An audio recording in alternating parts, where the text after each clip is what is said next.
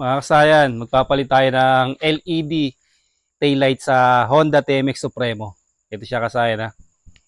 So, napakasimple lang ito. Magpapalit tayo ng LED taillight pero kaya nitong paubain yung konsumo natin sa sa battery. Tayo sa sa likuran. Ito yung pinakamabilis na paraan para paubain yung konsumo ng inyong battery. Pinakamabilis na paraan to ha. Ay, di umiikot ah. Di yata kasya. Maliit yata yung Yun.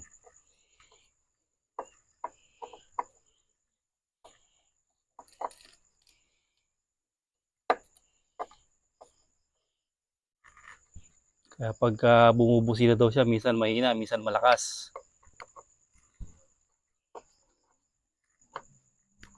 Baka nasasabayan niya ng pagpreno.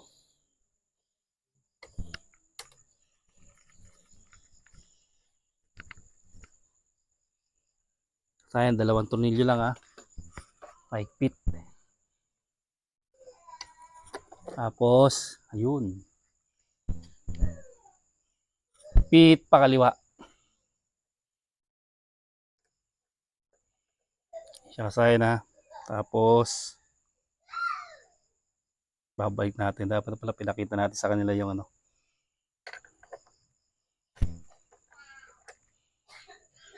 kung bakit tayo magpapalit nito.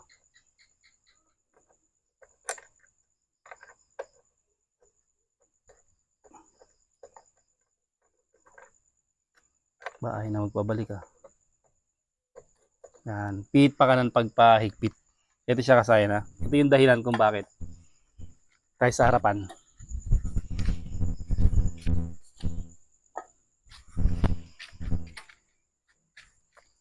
12.2 kasayan ha. Pag nagpreno tayo, 11.8. Yan siya kasayan ha. Pag nagpreno, 11.8. Pag binuhay natin siya, yung park light kasi sumasabay ito ha. At tingnan mo yung park light sa likod, bukas yan. Yan. Tapos dito. Yan, 12.1.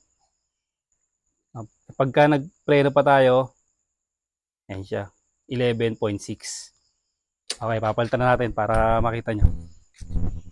Bakit papalit tayo ng ganito? Kahit okay pa naman yung ating valve. Yan, mainit siya ba? Normal lang na mainit yan kasi yan stock valve. Pakanan ng pagpasok, pakaliwa yung pagtanggal.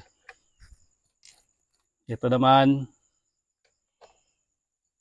papasok, pakanan. Pag hindi nakuha, baligtadin lang. Tiin, tapos pakanan.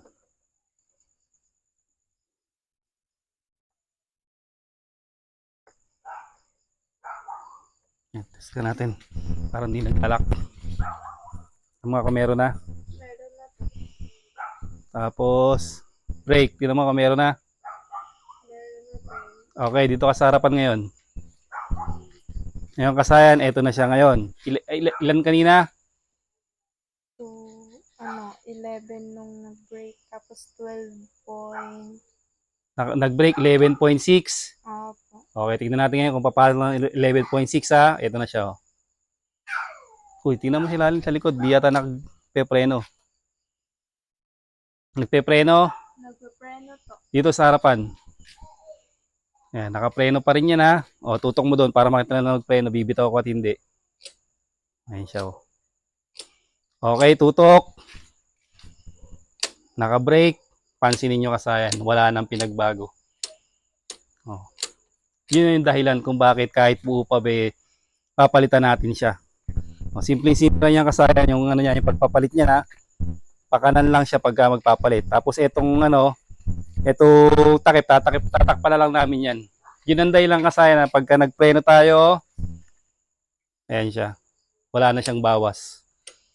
Kasi mahina lang siya sa kumonsumo at hindi pa siya nagiinit na katulad nito. Ito kahit hawakan nyo, malamig siya. Hindi siya magiinit kasi LED siya.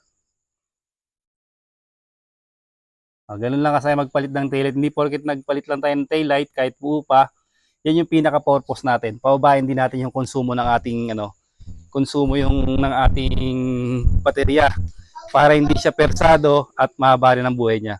Hanggang dito na lang mga kasayan. Salamat sa panonood.